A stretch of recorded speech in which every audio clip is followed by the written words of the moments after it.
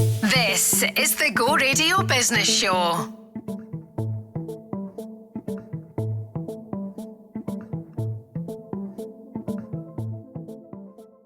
Good morning, Tom. Morning, Willie. Well, again, what a week. Oh, it's a big week, Willie. Now, I know we majored on him last week. We must have talked about him for 10 minutes. We're only going to slightly touch on him this week at all. Mr. Trump. So we are recording this not on the Sunday, so by the time Sunday comes, he might have invaded Canada, Mexico, Greenland, Panama. I don't know where else, and he might have renamed the UK. But what do you think, business-wise, was the big announcements we know so far? Well, I think the surprise was at least he didn't mention tariffs, right? About Scotland, that affects Scotland. No. Right, okay, so he's talking about all the other things he's going to do, he's going to tax people to the hill, but he left us out. He did. He didn't mention the whiskey and the shortbread, right? So we're all right. But I think that it'll be interesting to see, obviously, putting executive orders out to free over 1,000 people for the riots. Yeah. That's letting you know what the intent is, right? So it was interesting to see that how disingracious he was by slaughtering Biden even in the way out. And even though he was having a cup of tea with him. Exactly, right? So I think that in the next few weeks, we'll probably see the best and worst of Mr. Trump. So I learned something this week, Willie. I learn something every week, but I'd never heard of a preemptive pardon. So Joe Biden, in his way out, even though so far they've done nothing wrong, Fauci, the health guy, and there was a 4-star general, and Joe Biden's family all got preemptive pardons in case Trump went after them. Yes. Have you ever heard of that? No, never heard of it. Never heard of that. It's obviously strange. And what I couldn't believe is that he had a go at Biden in his inaugural speech about freeing his son, right? About, admonishing his son. And I'll guarantee you it'll be one of the first things that he does for him. He will get his felony charge taken away. Well, but I thought from a business point of view, and I've actually written this down, the business titans who were there.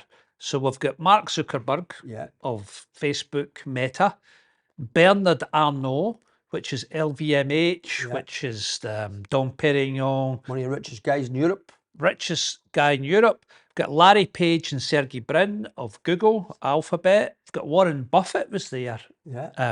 Willie. And that was a surprise. That was a surprise for me, Warren Buffett being there. But anyway, Warren wasn't far away. And the other guy who was there was Jensen Huang, who is NVIDIA. Now, the thing that all those people have in common, wait, hear this, is each one of them is worth personally over 100 billion US dollars. And Jeff Bezos was there. Jeff Bezos was there as well. Okay, is that his name? I've been reading that rank for ages. Of course, Elon. Yeah. So, but each one of them is worth more than 100 billion US. Yeah. Wow. So everybody's going towards the power. I wonder if that would ever happen with Keir Starmer or Rachel from Accounts. Well, I think or John Swinney. But I think you make a real good point there.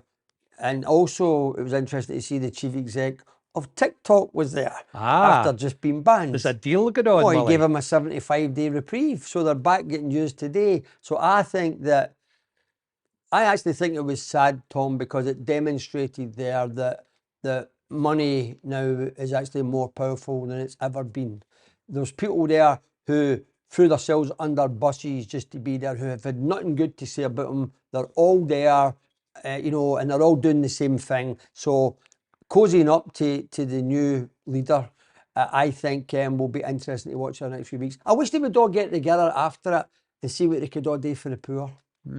So Jeff Bezos owns Amazon, and Jeff has given Melania, the new first lady, she's got a 40 million advance on a TV series. I wonder what influenced that, Willie.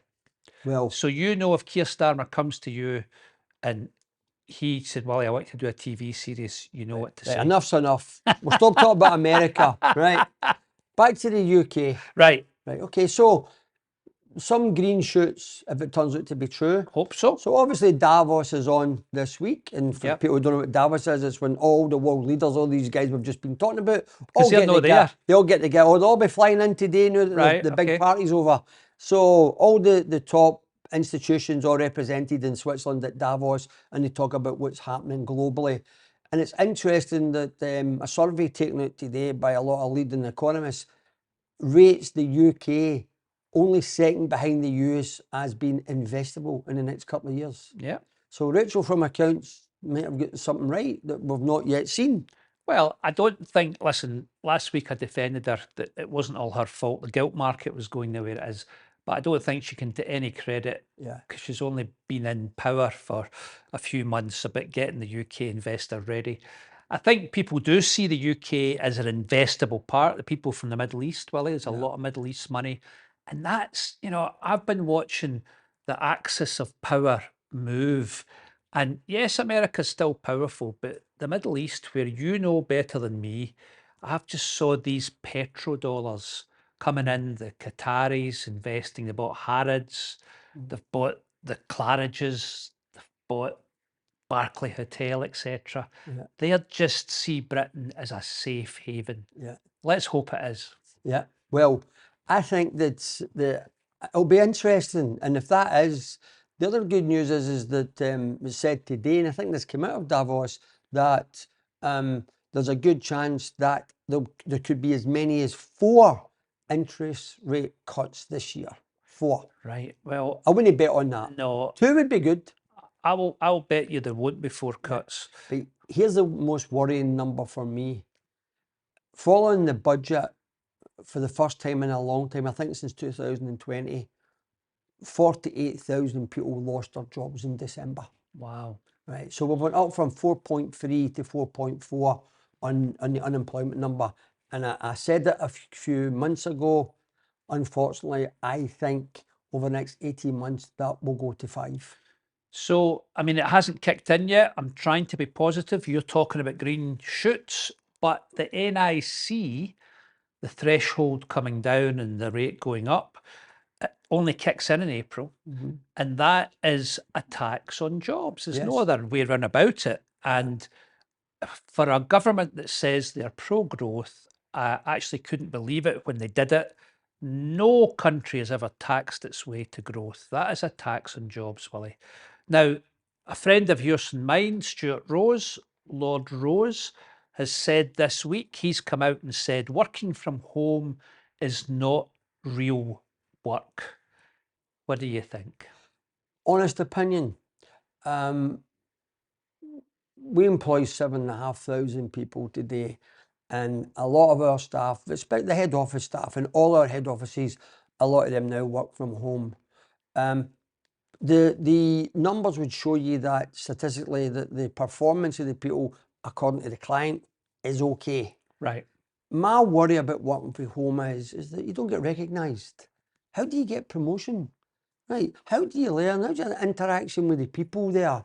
How do you get that collective responsibility, accountability for the client? So I think that through time, if we stay on the path that we're on just now, I honestly believe that productivity will go back the way. So I agree with him.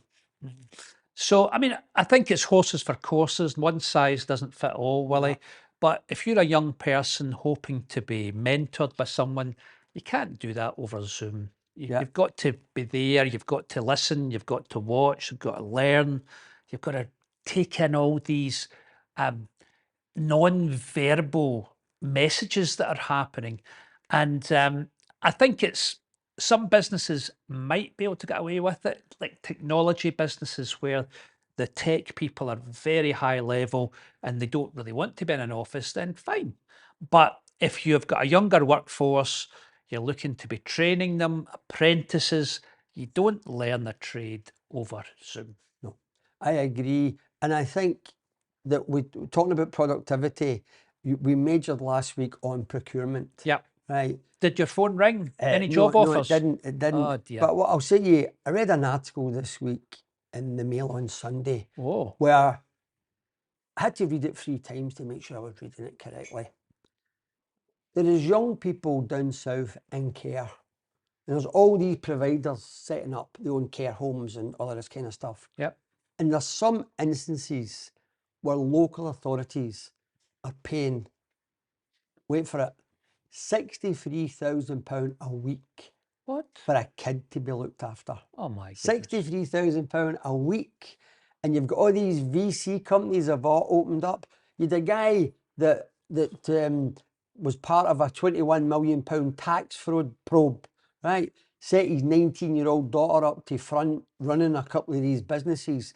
But surely when we go to look at waste, this is somewhere where we can start. Somebody needs to look at Somebody has to look at that, because all these huge institutions, loads of money, are all making a Klondike for us. So if I do get a call and I do get put in charge of procurement, trust me, that'll be the first thing I'll be looking at. The first call. Well, Shopping. quite right. So you read the Mail on Sunday. I read the Sunday Times, Willie. Right. So do I. So the Sunday Times last week, 100 of the fastest growing tech companies.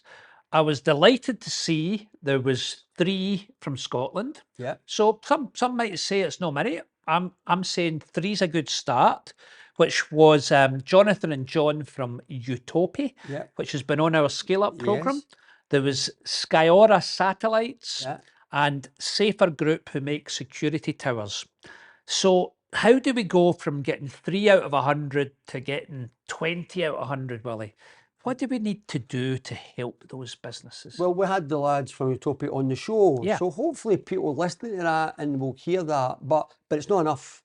To only 3% is not enough. Yeah. So we need to do what we can do to help these tech companies. And I think, if I'm right, it was broken into 2 categories. The first 50 were to do with software, the other 50 were to do with hardware. Yep. So I think there's a lot of clever people. I was really surprised there was nobody in there for space tech, because I believe that we're leading. We're really leading. Skyora do satellites, Right, Willie. okay. So they're in the space Right, business. okay. So they do that, because I'm Yes. told that we're one of the leaders in that. So it'd be interesting to see, talking to people from the tech sector as to what can we do, how can we help you. If anybody's listening or watching for the tech sector and we want a plug, or you want to get the message out there how we can help, get in touch with the show and we'll see what we can do. But I think it's a good start. It's 3%. In fact, I've got to say, I looked through it for a wee while and I didn't think I was seeing anybody from Scotland. Sure. But it was good to see, I think, 2 of them were from Glasgow. Yeah. So I think this is something, and we need to get him on as being the chair now of Scottish Enterprise, Sir Jim MacDonald, previously Strathclyde Uni. I think we need to get him on so he can say what's his strategy, and then we can all get behind that, because Jim's a very clever man from that point of view. You touched on that last week, and I think that we should take this as a mission, right? We should start to give ourselves targets and goals for the show.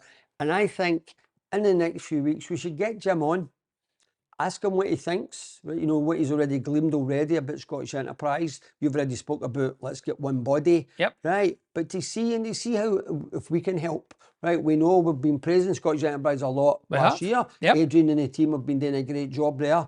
So hopefully that we can build that and maybe throw that tech thing in. What can we do? And I know that Jim will be all over tech. So I think that this can only be good, right? I think. I agree. But it'll be interesting to see where Scottish Enterprise and SNIB sit now, and what the remits are of both, because I think they both get plenty to offer, right? But we'll go back to our subject we covered for months and months and months. I'd love to know what they think they can do to help us with housing. We need to know what the strategy is. Scottish Enterprise's budget has been cut yet again. I don't know about SNIBs. Do you know? I don't think it's been cut. No. So it's okay. So I think we should maybe get Willie Watt, Jim MacDonald here, and say, right, what's your strategy for Scotland? And then we'll promote it, Willie. Yeah. If we agree with it. Yes, I agree. But I think there's a big play here. Right. I think there's now clever people that we know and recognise, like Jim, Willie Watt. We know there's a lot of people there. There's all the ingredients to get people to look in on the crises that we have. And the 2 biggest crises that we have at the moment is in NHS and in housing. So if we got all the clever people and good people to concentrate on our 2 biggest problems, I think we might get a breakthrough. I still think the Scottish Government need someone to look at the regulations. Yeah.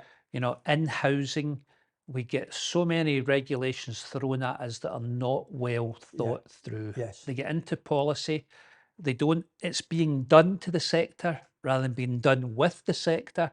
That needs to stop. They need to work it out with the people who are on the ground, as it were. And somebody needs to look at the whole business regulation field with teeth and say, why is that there? Take it away.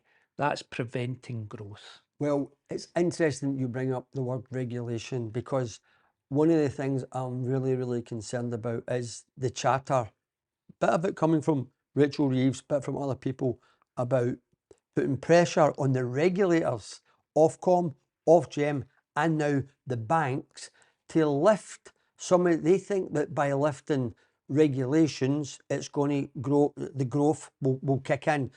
Some of that might be correct, but I'd hate to think that we took out a lot of the regulations within banking that helped cause the crash. I think that could be dangerous. And the only people I've seen all this week on the TV, Davos, talking it up, were bankers. Bankers. Right, and that's a worry. But going back to your point, I think that 100%, we have to get the regulations right in relation to building houses, but we also have to get the specification right. There's too many mixed messages. Is it a heat pump? Is it a solar panel? Is it a battery? Is it a wind turbine? What is it? I think what we have to do, and it's great that Jim's in position now, Professor Engineering, he knows. Yep. But working, and I've said this before, and I'm putting this out there, use the institute that you've got out in Hamilton, BEST, that's, you know, the Building Environmental. What's it called, Willie? It's called, it used to be called the National Institute, right, for Innovation. Right. It's now called BEST. BEST. Right, yes. And it's, I think it What does stands that stand for for? Build Environmental Sustainable Transformation. Wow. Blah, blah, I was blah. testing you there. But You passed the it test. it is a great purpose, and we should use that, working along with Jim, to define what works exactly. So at the moment, we're putting all these regulations and specifications are putting all sorts of costs. The cost could be £33,000 on building a new house. Right. Whereas let's see what works, what drives people's energy bills down. Let's try and get to a sustainable house as fast as we can, but let's make it manageable and not out with people the realms of what's affordable, right? And I think that if we get that sorted and we get housing sorted, I seen a thing this week, there's 90,000 children in Britain on the homeless list. Oh my goodness. 90,000 children. So that needs government. Right. Sensible government. Right. So I noticed this week that the hydro is getting a new boss, Willie. Peter Duthie, friend of the show, was on here, and you've talked many times about the multiplier effect of the hydro and the SEC there. And the hotel's gone up. I was past it this morning. And it's amazing. There's going to be another Radisson, I think. Wonderful what's happened to the West End there. But a good friend of mine, Dom Mackay, ex-COO of Scottish Rugby, and Celtic. Fleeting job at Celtic. Maybe you can tell me why he didn't last. And he's currently the exec chair of European Professional Club Rugby based in Switzerland. So Dom is coming home to the hydro. So I think we should get him on. He can tell us about the multiplier effect, what more can be done down in that quarter. Because it's an important part for Glasgow, Willie. Yeah, unbelievable. And I think, you know, we said that the lift in the GDP there could never have been imagined. Never. So for you know, the listeners or viewers, that when I was involved, I was chairman of Scottish Enterprise Glasgow at the time, and we put some of the funding together. And at the end, we were struggling to get the last piece of funding. It's the usual. It's the last two quid, right? And then we got that done. It was actually for the car park. But nobody would have written a paper saying that this investment will lift the GDP of this whole area by this. And it did. It did. Amazing. It's what an amazing job. Success story. Amazing job. I think, what was it at the start? My son told me the Hydro is like the third busiest music venue in the world. In the world. Unbelievable. Amazing. And it's going to get better and better. And they're now looking for more funding to do up the rest of the campus, the old SEC buildings. So hopefully that they have demonstrated to the government and to institutions that it's something well worth investing in. My idea for Dom Right. is to put a sphere from Las Vegas Well, on that site, Willie. if you Sadiq get that, Khan kiboshed it in London. Bring Yeah. it to Glasgow. Yeah. Have you seen that? I've not seen it in Unbelievable. person, but it's Unbelievable. amazing. I can't wait to go back to Vegas to see So it. Dom, first job, get the sphere into Glasgow. Willie will put his hand in his wallet. The Go Radio Business Show with Hunter and Haughey. Hit subscribe wherever you get your podcasts and never miss an episode. So Willie, this week our guest, Alistair from Scotmas, well known to me. Is this your first time you've met him? We mentioned it last week. We did mention. We gave you a mention last week. Sounds on. So, Alistair and his real boss, his wife, who can't be with us, stop laughing. She'll be watching this. See, you just need to say sorry, darling, into that camera. Sorry, darling. They've just raised a great deal of money, and they've been on the Scale Up program at Blair. But Alistair, how did it all begin for you? Have you always been based in Kelso, or is that where you put the business? No, not at all. Yeah, we have a family business. We've got 27 years of history behind us. Right. I took the business over along with my brothers and sister back in 2020. Right. As I think a last salute to the business world. My dad sold it to us a week before COVID hit us, which was Hey, your dad. his dad, final. Maybe your dad should be on the show. Timing is everything. Absolutely, his final masterstroke. So no, I've always grown up around the family business. Right. Um, It's always been down in Kelso. no. No? So we were. My dad's business originally started. He managed food processing plants in West Africa. Wow. So my earliest entrepreneurial exposure was. I thought you were going to say West Lothian, no West Africa. So yeah, some of my earliest business experience was a sort of the age of 7 or 8 year old coming home from school and my mum asking me to work the telex machine to get a message to my dad somewhere in the depths of So you West weren't Africa. in Africa with him, no? So originally we were. It was in a bit of instability. My dad decided it was time for the family to come back home. Which countries were you in? Liberia, Nigeria, Ghana was Or the sort of- quiet ones. all the quiet ones, all the good ones. So yeah, it was decided that it was better to come home, but my dad spent, this would have been mid-80s, he would spend a lot of time on a plane, sort of going down, spending 6-8 weeks at a time down there. So were you there, just like me, with my dad's apron, learning everything, and so you think you got that entrepreneurial kick from him?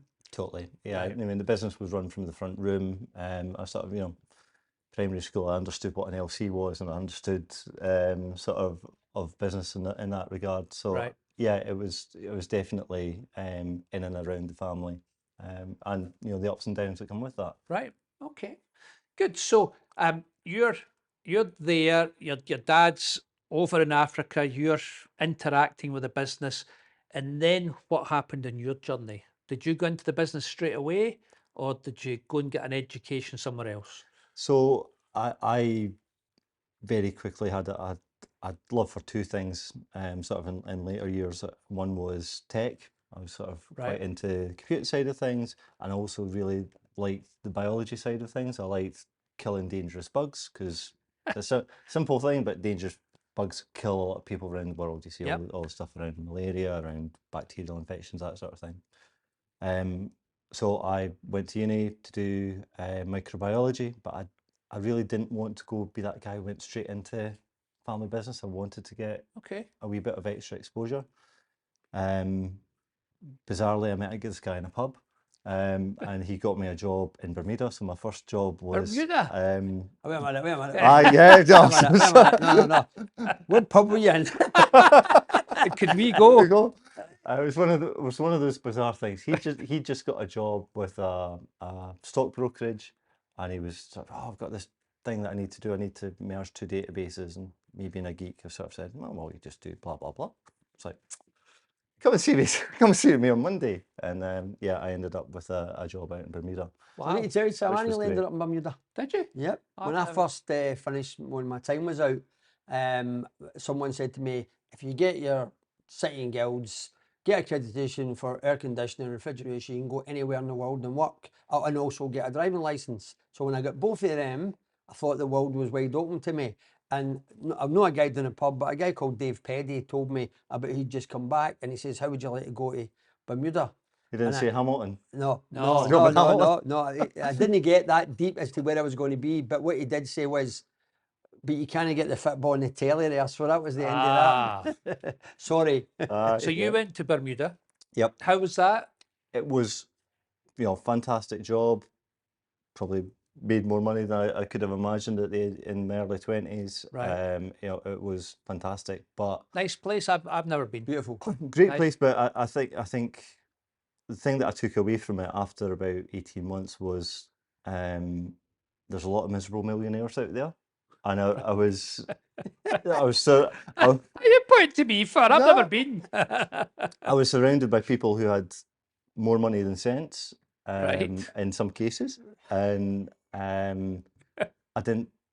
It was just not a world that I wanted to kind of do something that would make a difference. Right. So working in IT, sort of shifting other people's money around the world, looking at a 30-year pension, that sort of thing, albeit a really nice job and a really nice environment. So how long did you Wasn't for last me. there? 18 months. 18 months. And then you come back to Scotland, And I came back to Scotland. I thought, what the hell have I done? right? Yeah. To a job, or To come back into the family business. so you decided at that point. Yeah. And just explain for the viewers and the listeners what the family business, what Scotmas did then and does now. So then we were a business that made water treatment systems and disinfectants generally for the food industry.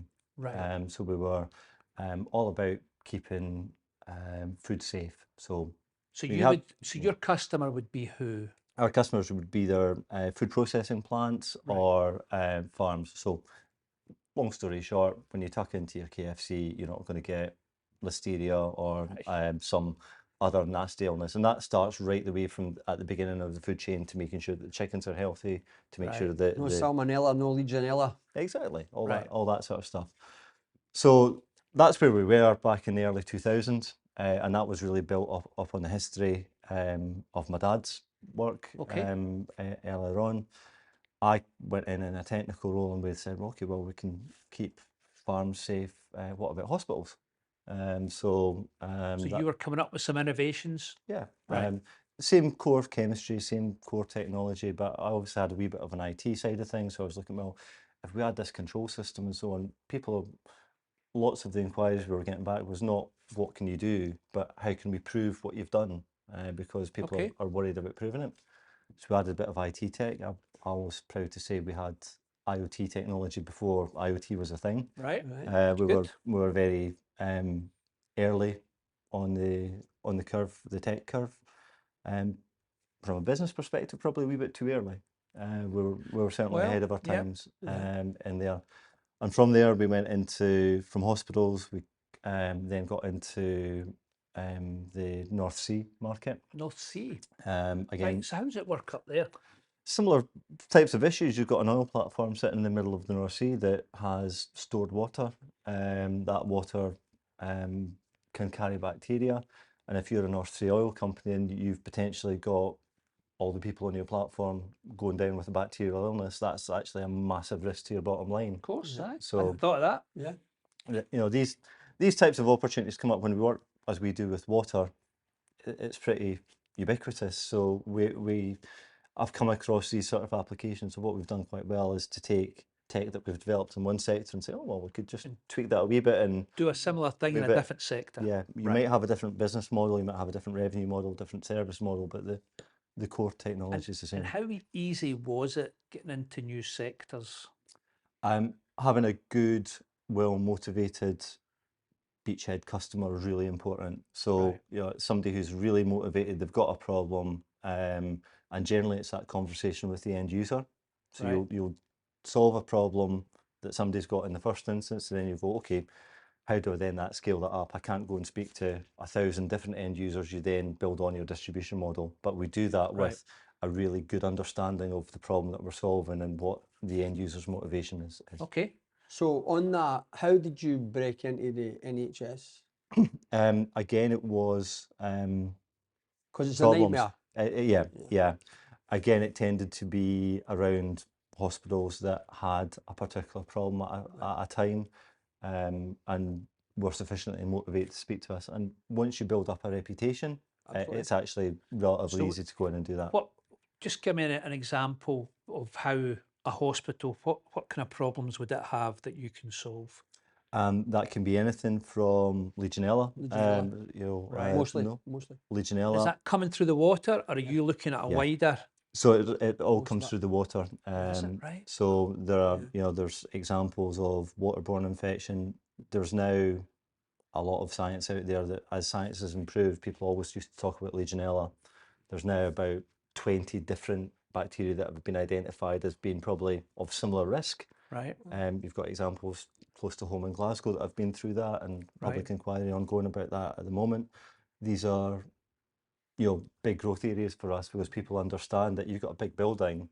The easiest way for everybody in that building to potentially get sick is through the water system. Wow. And I think the biggest marketing tool you've got at the moment with the new corporate manslaughter laws for directors, that I can guarantee you, Tom, that some of the biggest hospitals in the UK will not have the procedures that they need.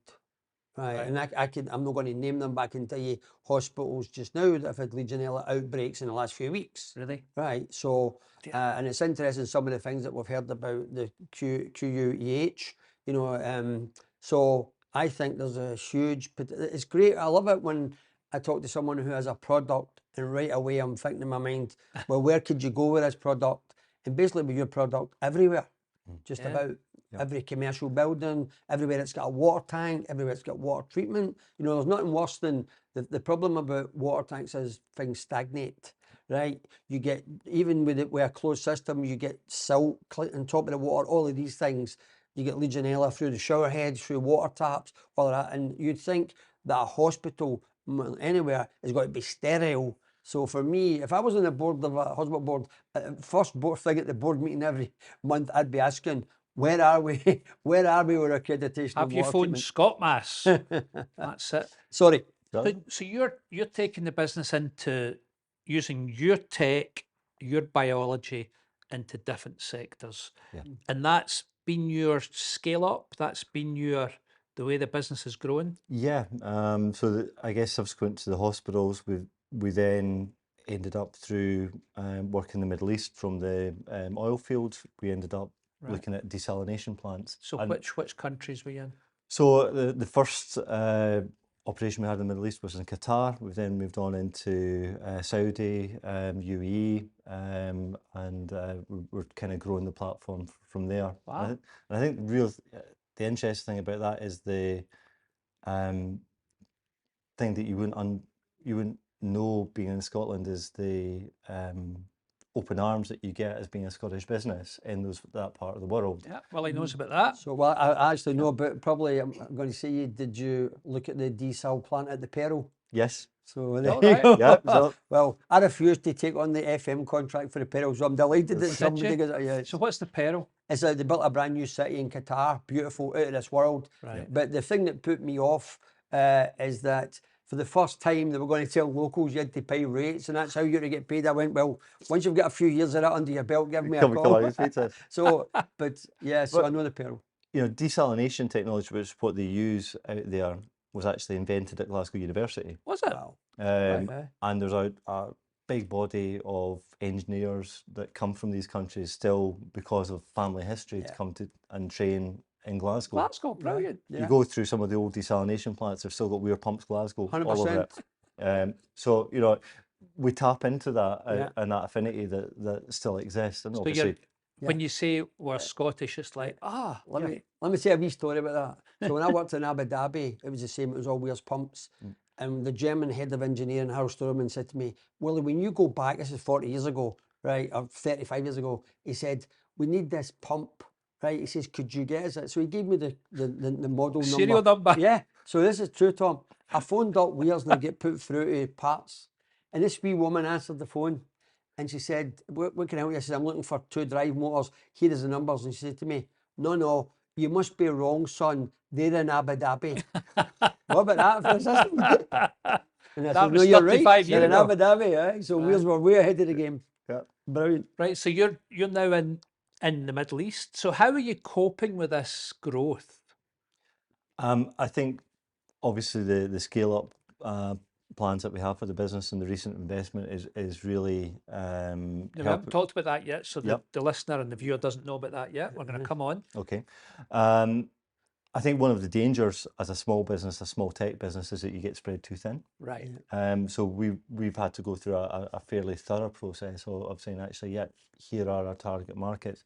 Yes, we could do everything, but actually, here's where we're going to get a return. Right. Here's where the geography or the particular segment. So who do you sit and discuss that with? So presently, as a family business, we extended the board when we took on the business back in 2020. And brought in an external chair, some extra assistance on that, and that's something that we're planning to extend. We're really looking to try and get a lot more on the ground market expertise, because we sit in Scotland, but we've got a perception of these markets. You cannot beat that on the ground experience and feedback. But see the point you've made. See for the viewers, the listeners, this is a brilliant point you're making, right? If you've got a business you're starting to grow, never ever overpromise and underdeliver. You're dead, and it's great that you're taking this approach, that you're sitting down and scientifically looking at what you can do. Yeah, well done. And I don't say that we started off that, we've learned that through hard knocks and hard mistakes. So you're sitting as a board saying, right, we need to get some external finance to help us to grow. So how was that, honestly, a Scottish company raising money, how was it on the process? I think the first stage to it is a family business with then sort of 25, 26 years history behind you. You're actually, it's quite a big mindset change to actually go, you know what, we've got to... Because you'd never taken outside money. No, our business has always been financed either by bank debt, grant funding in the early stages, customer funded development. Cash flow, yeah. Yeah, and there was a real hard decision, to be honest. It's probably more psychologically hard than it actually was business logic hard to say, this is going to take us so far, but actually to get us that step change in performance, we're going to need to go out wider. Did you lead that change? It was a collective discussion with the family, with the external chair, sort of going through, an options appraisal, saying, actually this is a logical thing to do. As your good friend Peter Cummings would tell you, external equity isn't cheap. People got that perception that go in and just bring in extra money and go and get on with it. So we went through a really, really hard process. How long did it take, Alistair? I think realistically it was a good 6 to 9 months of getting our head around it. Just to let MD who's sitting at home thinking, I'll get the money in 2 months. That's fast. Yeah, that's good. Yeah. And I think the decision was actually quite binary in the end. It was like we either concentrate on being a good wee business based in Scotland, working throughout the UK, or actually, this tech is going to take us to the next level. Right. What would you prefer to do? Either way, we would have navigated it. And is there any nuggets for the viewers today who are sitting maybe going, I think I need to go down this route? How do you prepare? How do you look investor ready, Alistair? Give yourself lots of time.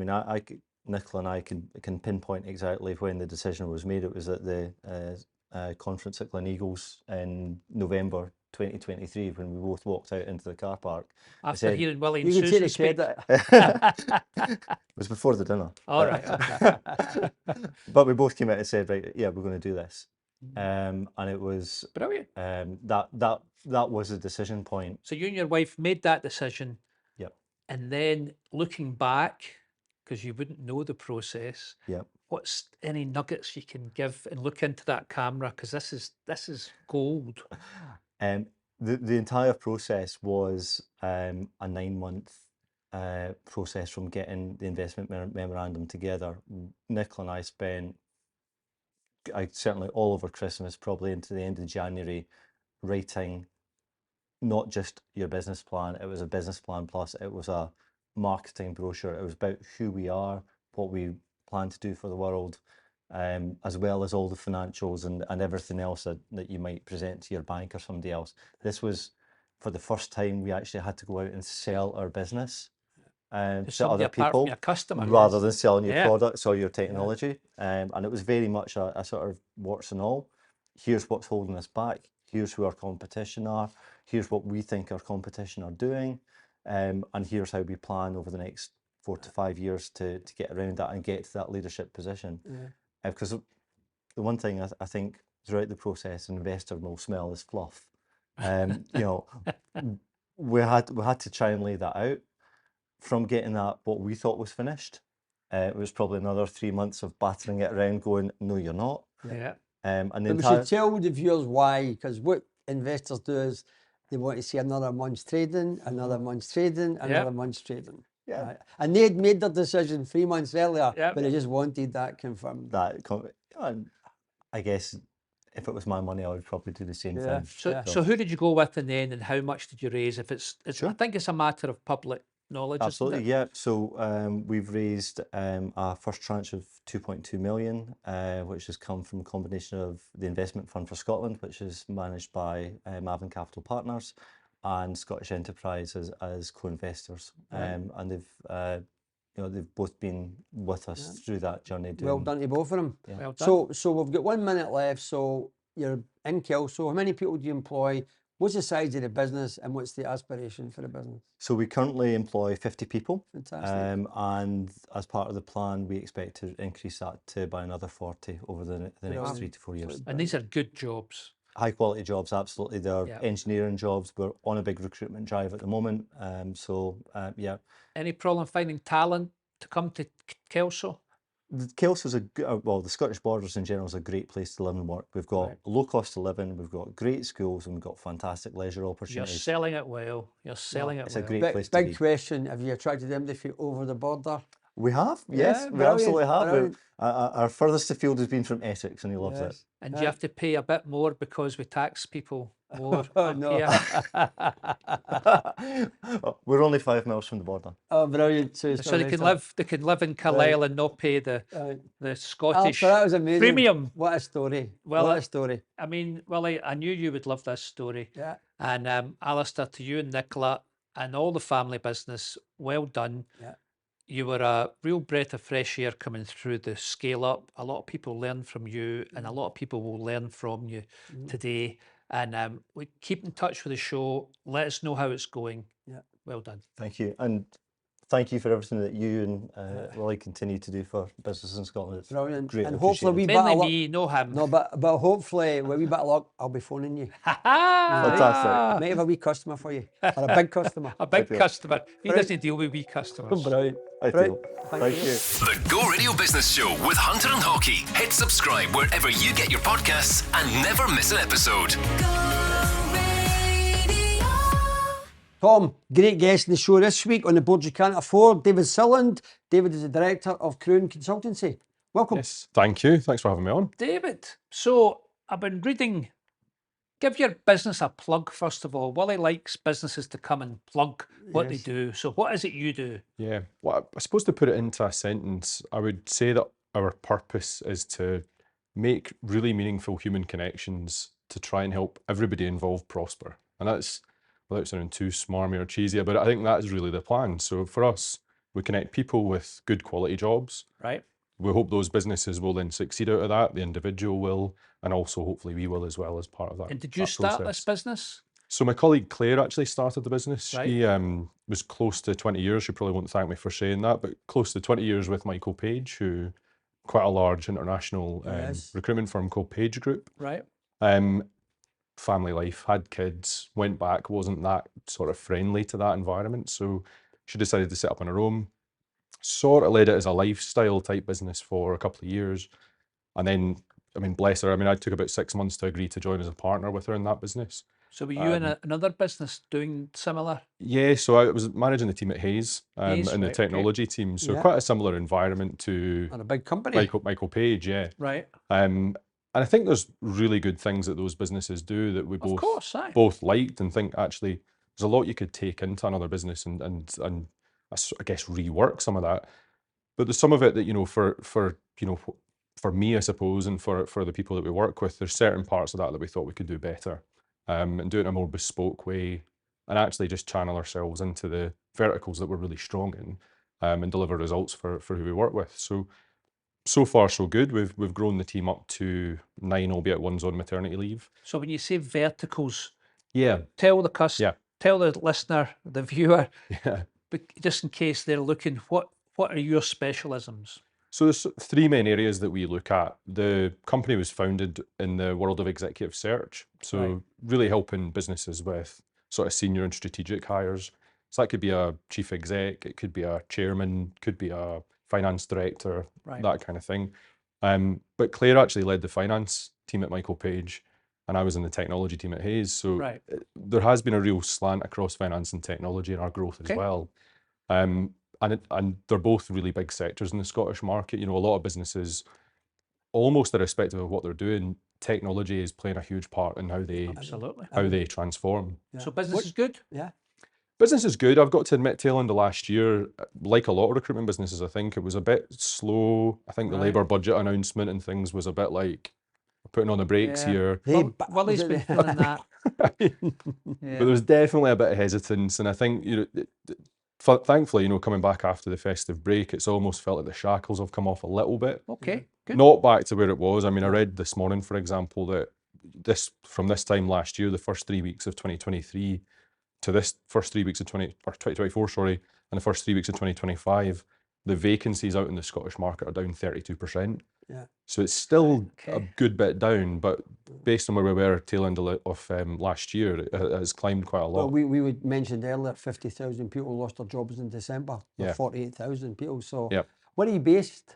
Based in Kinning Park. So we've got an office in Kinning Park. 2 minutes from here. The old schoolhouse, yeah. If you've ever seen the building with the neon sign on the roof, if you go south in the motorway, nature thinks green, or even in the dark, I think it is. We're in there. You're in there? Yeah. Okay. So what does that mean, that neon? I've always I'm definitely going to misquote this, right. But it was it's a COP26 thing, and I think that, you know, it's still up there. Still up there, yeah. I don't know if that's if they ran out of money to take it down, or if it's a good message. I'm not sure, but yeah, I think the point is that even in dark, nature's still happening, even though we've got a lot of light pollution and all that kind of stuff. I love that building, only because in the previous life it was a biscuit factory. Was it? Grey Duns biscuits. Yeah, oh, man, wow. he worked in there. Yeah, it was great. So I drive by it, you know, with a wee bit of emotion every day now that I really miss it. You used to get the broken biscuits. By the way, that's what you got from it, broken biscuits. Well done, sir, well done. Anyway, we digress. Yes. So what's your question for Willie and I today? So my question, I mean, given what we do, we're a Scottish-based recruitment business, and we're supporting startups, scale-ups, entrepreneurs, and you know, various sized organisations, different industries. What we want to do is help them as best we can, in a multiple different ways. Sure. So what I want to ask was, from your experience, how do you think we can best position ourselves to add value, and I suppose make those communities a bit stronger, help with collaboration, and hopefully make that journey for those people just a little bit easier? I've got an idea for you. So the very fact you're on the show means Sean the sheep you must have passed his vetting. I guess I must have. Very tough vetter. Yeah. He wouldn't let any tubes on the show, Willie. No. I don't think. Well, anyway. So the Hunter Foundation run scale-up programs at Blair. Yep. And one of the things, we run them for pre-scalers, scale up 2.0, so different levels of scaling. And one of the key things, along with finance, is HR. People need to get the talent to run and grow their business. We heard it from Alistair before. Yeah. And any scale-up business needs to understand that. And I think the businesses who come on this are quite naive about the people and who they need. So why don't you come and speak to them? Perfect. And listen, you can learn and you can begin to help them. And I'm sure if you impress them, as you've impressed us today, you'll get business out of it, but they'll also get a great service out of it. Is that a deal? Yeah. That sounds like a perfect deal. Thank you very much. Right. That sounds like a great Done. idea. I would think, well, I probably can't give you better advice than that, but I would just say that obviously any startup, fledgling business, again, we keep saying the same thing, you can't beat networking. Yeah. So obviously you're part of the Entrepreneurial, Scotland set up, look at, being a member of the Chamber of Commerce, anything at all, scale up, anything at all that's going to get you going to the conference at Gleneagles. There's nothing that you can do better for your business than being able to mingle with these people. That's what done it for me way back in the day. And I think for you guys, and also as well, you can't beat word of mouth. Right. So if you've had a couple of good successes with a couple of people, getting testimonies, putting it out there, letting them being, evangelical about yous, about the company, the really good job you done. And again, if you get the opportunity to scale up, and say it might be something a bit bigger than you could, it's too big a bite to bite off. I think that we do is again pilot.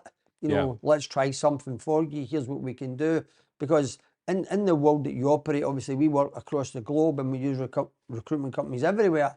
And so many times when we don't do our homework, we get it wrong, right? And I think that someday, I ended up, I think I told you this, but, I was after an executive in America and I used one of the biggest recruitment companies in America. And they finally come back and says, oh, we've got a guy. And what they did was once they thought they had the guy, they set up an interview, as a Teams interview with this guy, with a professor, right, for psychometric Chapman, right? And when the guy thought that this was good and he was still getting a tick, the recruitment company phoned me and says, the professor wants to talk to you now. I says, what for? Because he wants to find out what you're like, to see if you and that guy are going to be oil and water, right? And I thought that was, right, so at first I was like, this is crazy, no, whatever, I'm not doing it. Anyway, it turns out that was a good idea, because he's saying, that guy will never get on with you. Right? Seriously. He says, you'll never get on with him. Right? He says, nothing's about ego, this guy's all about ego. This is about blah, blah, blah. So I thought that where I thought something was a bad idea, actually turned out to be a really good idea. So I think that Tom's advice probably better than the advice that I gave you. But people know recruitment now is big business, right? Big cost. But if you've got a good company that helps you with it and you get the right people, how I judge recruitment companies, I've been dealing with the same. We use different companies for different levels. So like when we're trying to recruit cleaning managers, we use a wee guy down in Newcastle who's brilliant. We've been dealing with him for 20 years. He's excellent. But we use Hayes, or we use whatever. Luckily for the last few years, we have not been in the market for looking for senior execs. But to anybody watching this, listening to this, it's key when you're going for, senior people within your business. It's really, really important that you get it right. So hopefully, Cruinn Consultancy is the company to come to. There's a big plug for you. That's a plug. That's excellent. You don't get better than that. But, the fact of the matter is, the only way companies scale is with the right people. Yes. Yep. That's it. It sounds simple. It's really hard to do. So listen, well done. Sean will put you in touch. We'll sort it out. You're on the scale up journey. That sounds excellent. Thank you very much. Right. Enjoy the chat. I think I might go on that. You're not allowed. Thank you. You and me wouldn't get on psychometric. No, but no chance. The Go Radio Business Show with Hunter and Haughey. Hit subscribe wherever you get your podcasts and never miss an episode. Not a great show, Tom. So for all our viewers and listeners, if you are watching on YouTube on our new channel, please hit the subscribe button. It doesn't cost you any money. We don't get your details. Click that and let us know you're enjoying the show. The Go Radio Business Show with Hunter and Haughey. Hit subscribe wherever you get your podcasts and never miss an episode.